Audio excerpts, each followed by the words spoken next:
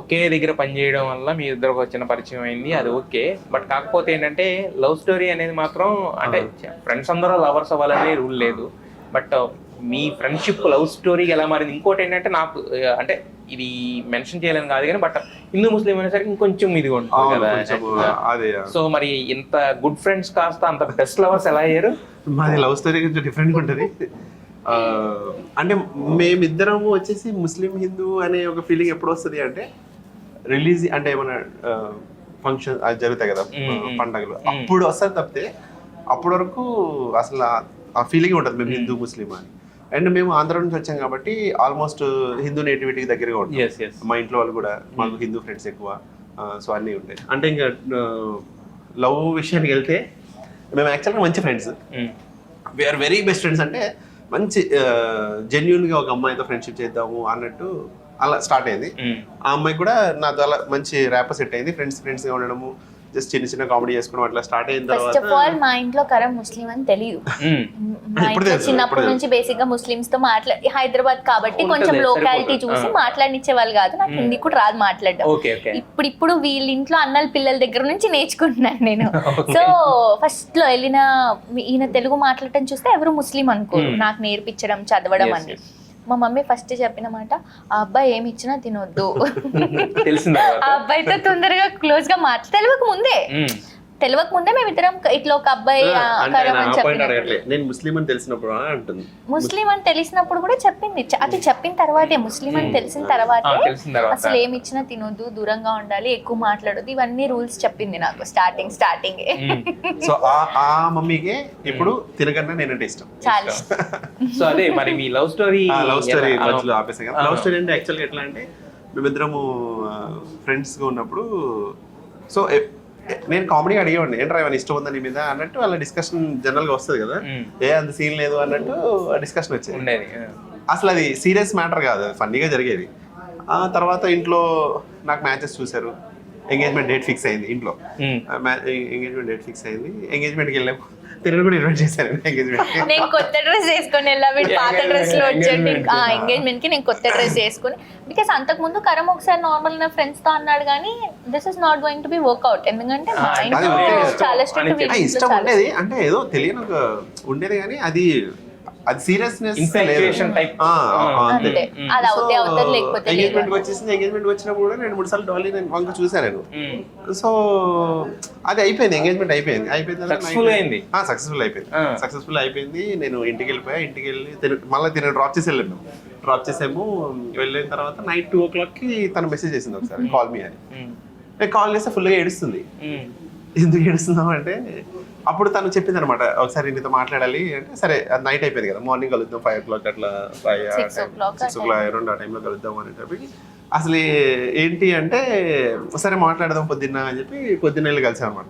Necklace రోడ్లో వెళ్ళి కలిస్తే అప్పుడు తను చెప్తుంది, ఇన్నాళ్ళు ఏం తెలిసేది కాదు, ఒక అమ్మాయిని పక్కన నుంచొని అట్లా మెడలో దండలు వేసి అవి చూసినప్పటికి నేను ఎందుకు తీసుకోలేకపోయా. ఏం అనిపించలే, బికాస్ ముస్లిమ్స్ లో సపరేట్ చేస్తారు, అది ఉండే వీళ్ళ ఈయనకి సపరేట్, ఆమెకి సపరేట్ సంథింగ్ ఏదో చేస్తున్నారు.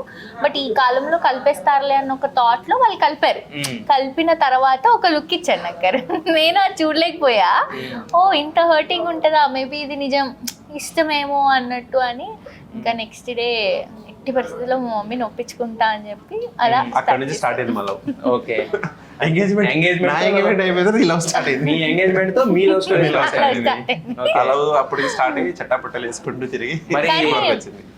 చెప్పలేదు మేము ఎవరికి, బికాస్ మా ఇంట్లో నేను ఏదో కరంకి మాట ఇచ్చేసా. మా ఇంట్లో చాలా స్ట్రిక్ట్, నా ఇంట్లో ఎంత స్ట్రిక్ట్ కరం ఇంట్లో ఇంకా చాలా స్ట్రిక్ట్ అయిపోయింది. సో చాలా హారబుల్ సిచ్యువేషన్.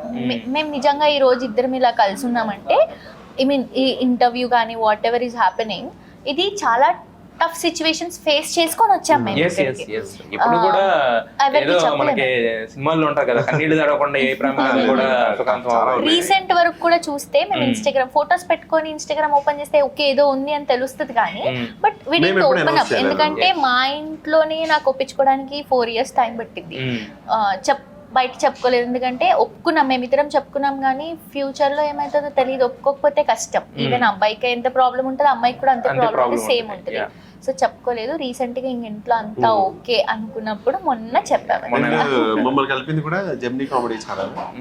సో అక్కడ కూడా పాపం ఎవరికి చెప్పలేదు మేము. వాళ్ళకి చూస్తే మా ర్యాపో చూస్తే ఏదో ఉందరా వీళ్ళ మధ్య చెప్పట్లేదు వాళ్ళిద్దరికన్నా ముందు పక్కన వాళ్ళకి వాళ్ళిద్దరు ర్యాప్ ఉండేది. కానీ వాళ్ళు పాపం మమ్మల్ని ఇష్టపడేవారు. ఆ డైరెక్షన్ డిపార్ట్మెంట్ కానీ కెమెరా డిపార్ట్మెంట్ కానీ వాళ్ళందరికీ నాకంటే డాలీ అంటే ఎక్కువ ఇష్టం వాళ్ళు. అంటే తను ఒక డాటర్ లాగా చూస్తారు అన్నమాట. సో వాళ్ళు ఇప్పుడు నిజంగా వాళ్ళకి మేమిద్దరం ఇలా పెళ్లి చేసుకుంటున్నాం అంటే చాలా హ్యాపీ ఫీల్ అవుతారు. బికాస్ నేను చాలా చిన్న, నేను చెప్పి ఈవెన్ నాకు అప్పుడు పాన్ కార్డ్ అది కూడా రాలేదన్నమాట, అంత చిన్న ఉండే. 5 years నేను అక్కడ వర్క్ చేశాను. సో అందరు లైక్ నన్ను చిన్న పిల్ల, ఇప్పటికీ కూడా నేను ఇంకా కిడ్డే వాళ్ళకి, అలాగే చూస్తారు, చాలా హ్యాపీ బాగా ఇచ్చేస్తారు. అయితే మీకు ఇప్పుడు ఎంగేజ్మెంట్ అయిపోయిన తర్వాత ఇంట్లో మరి ఏం చెప్పారు? అది కూడా పాపం నిజంగా ఆ అమ్మాయిని మెచ్చుకోవాలండి నిజంగా. ఫస్ట్ ఆఫ్ ఆల్ యాక్చువల్గా మాకు కొన్ని కలిసి వస్తాయి, ఒకసారి కలిసి వస్తాయి. ఒక హిట్ సినిమా తీసినప్పుడు హిట్ సినిమాలు అన్ని ఆటోమేటిక్గా ఎలా కలిసి వచ్చేస్తాయో అలాగే మాకు కొన్ని కలిసి వచ్చాయి. ఏంటంటే ఆమె డిగ్రీ ఫస్ట్ ఇయర్ ఉండే, డిగ్రీ ఫైనల్ ఇయర్ అయిన తర్వాత పెళ్లి చేసుకుంటాము, నాకు ప్రపోజల్ ఉంది, ఎంగేజ్మెంట్ చేసేసుకుందాము 2 years తర్వాత. సో నేనేమనుకున్నా, నాకేంటంటే ఫస్ట్ నుంచి మాట్లాడడం ఇష్టం లేదు. సో పెళ్లి చేసుకుంటాము అని ఒక డేట్ ఫిక్స్ అయినా 1 month నుంచి కానీ 2 months నుంచి మాట్లాడుకుందాము. ముందే అన్ని మాట్లాడేసుకుంటే పెళ్లి చేసుకున్న తర్వాత ఏం మాట్లాడడం ఉండదు, నెగిటివ్స్ ప్లస్ అన్ని తెలిసిపోతాయి అన్నట్టు నేను హోల్డ్ పెట్టాను. అది హోల్డ్ పెట్టడం నాకు ప్లస్ అయింది. సో వాళ్ళు ఫోన్ చేసేవారు కాదు అబ్బాయికి, నేను ఫోన్ చేసేవాడు కాదు, మేము ఇద్దరు చట్టబట్టలు వేసుకుని తిరిగేవాళ్ళు. అసలు ఆ కాన్సెప్టే మర్చిపోయాం మేము. నాకు ఎంగేజ్మెంట్ అయిన విషయం మర్చిపోయాను నేను. సో మర్చిపోయాం అనమాట. సో మళ్ళా తర్వాత వీళ్ళ ద్వారా వాళ్ళకి వెళ్ళడము, ఆ అమ్మాయి నాకు ఒకసారి ఫోన్ చేయడము, ఆ అమ్మాయికి నేను చెప్తే చాలా పాజిటివ్గా తీసుకుంది ఆ అమ్మాయి. నిజంగా అంటే ఫస్ట్ పెళ్లికి ముందే నువ్వు చెప్పేసామని చెప్పి చాలా పాజిటివ్గా తీసుకుంది. ఆ అమ్మాయి వాళ్ళ ఇంట్లో వాళ్ళకి ఒప్పించుకుంది. సో యాక్చువల్గా అయితే ఆ కథ సుఖాంతం అయిపోయింది. అంటే ఆ అమ్మాయికి ఆ విషయంలో ఎంత పెద్ద థ్యాంక్స్ చెప్పినా చిన్నదే అయితే. తర్వాత చాలా వరి అయ్యాం. బికాస్ ఏ అమ్మాయి అయినా, ఈవెన్ నేనైనా, ఎవరైనా ఎంగేజ్మెంట్ అవుతే ఎక్స్పెక్టేషన్స్ పెట్టుకుంటాం. అవునవును. కానీ అయినా మేము ఎంత టెన్షన్ పడ్డామో పాపం వాళ్ళు నిజంగా వాళ్ళకి థ్యాంక్స్ అంటే ఎంత చెప్పినా తక్కువ అనమాట. ఆ అమ్మాయి పాజిటివ్ గా రెస్పాండ్ అవ్వడము, తను వాళ్ళ ఇంట్లో తను ఎంత ఫేస్ చేసిందో నాకు తెలియదు, దేవుడికి తెలుసు అది. సో నేను ఎప్పుడు ఏమైనా దేవుడిని కోరుకున్నప్పుడు ఒకటి కోరుకుంటా, అక్కడ ఏమైనా నేను నాకు తెలియకుండా ఏమైనా మిస్టేక్ చేస్తే అది నన్ను క్షమించు అని చెప్పి మాత్రం నేను కోరుకుంటా. ఎందుకంటే ఒక ఆడ అమ్మాయి లైఫ్ లో నేను వచ్చిన ఇచ్చేసాను. బట్ హ్యాపీ ఆ అమ్మాయికి వెంటనే తర్వాత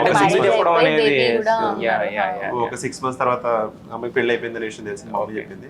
ఎందుకంటే మా ఇంట్లో కూడా చాలా టఫ్ సిచ్యువేషన్, కరణ్కి ఎంగేజ్మెంట్ అయిపోయింది, మా ఇద్దరికి ఏం లేదు అన్నట్టే మేము ఉండేవాళ్ళం. వాళ్ళకి కూడా ఒక హోప్, ఓకే ఎంగేజ్మెంట్ అయిపోయింది, వీళ్ళిద్దరికి ఏం లేదు. అది కూడా కొంచెం ఫ్రీగా వదిలేదు వాళ్ళ మమ్మీ. వీళ్ళ మమ్మీ కొంచెం తెలంగాణ టైప్ అనమాట, రఫాడిస్తారు. ఇంత ఓపెన్ గా చెప్పేస్తున్నారు, భయం లేదు మా మమ్మీ అంటే వీడికి. వీళ్ళ మమ్మీ ఫస్ట్ లో చాలా స్ట్రిక్ట్ ఉండేది అనమాట. లైక్ 6 o'clock అంటే చీకటి పడుతుంటే ఖచ్చితంగా ఇంట్లో ఉండాలి అమ్మాయి. సో పాపం తను కూడా చాలా